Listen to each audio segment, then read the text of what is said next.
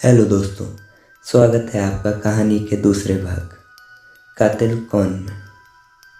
जैसा कि कहानी के पिछले भाग में आपने सुना, जिसको कातिल समझा जा रहा था उसका ही कत्ल हो गया। अगर आपने कहानी का पिछला भाग नहीं सुना है तो डिस्क्रिप्शन में दिए गए लिंक से सुन लें। मिस्टर जे अपनी टीम के साथ एल्विन के फादर के बिजनेस पार्टनर के घर पहुंचते हैं और बारीकी से हर चीज़ की पड़ताल करने लगते हैं। अब ये तो तय था कि कातिल कोई ऐसा था जो इन दोनों विक्टिम से जुड़ा हुआ था। मिस्टर जे एल्विन के फादर के ऑफिस जाते हैं और एल्विन से उनके अकाउंट्स और बिजनेस के बारे में पूछताछ करते हैं।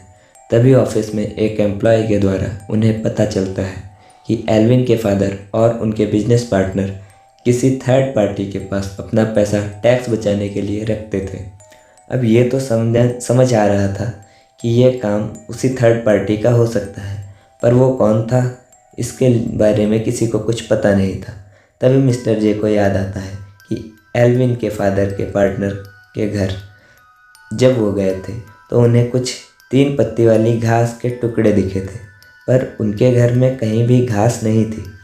अब मिस्टर जे उस घास के तिनकों के सहारे कातिल को ढूंढने लगते हैं। बहुत ढूंढने पर भी कुछ खास सबूत नहीं मिला। तब मिस्टर जे उन घास के टुकड़ों को लेकर एक लोकल गार्डनर की शॉप पर जाते हैं और पूछते हैं कि यह घास आपके शॉप से कोई ले गया है क्या? शॉपकीपर, ये तो बहुत महंगी घास है, स्पेशल ब्राज़ील से आती है, इसे कोई नहीं लगवाता है यहाँ। अपनी टीम से मिस्टर जे ने कहा, पूरे शहर में यह घास जिनके घर में भी लगी है, मुझे उनके घर के एड्रेस और बिजनेस की पूरी डिटेल्स चाहिए।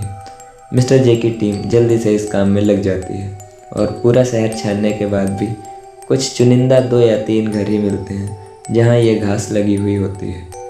मिस्टर जे को ऐसा लग रहा था कि अभी वो कातिल से बहुत दूर है, लेकिन उनको इस बात का अंदाज़ा नहीं था कि उन्होंने कातिल को ढूंढ ही लिया था। जैसे ही लिस्ट बन के तैयार हुई, लिस्ट को पढ़ते हुए मिस्टर जे को यूँ लगा मान लो उन्होंने कातिल का नाम पढ़ लिया हो। उस लिस्ट में एल्विन के क्लीनर का भी नाम था। उसकी डिटेल्स निकलवाने पर पता चला कि एल्विन के फादर अपना टैक्स बचाने के लिए पैसा उसी क्लीनर के पास रखते थे। और इसी के साथ कहानी का अंत होता है।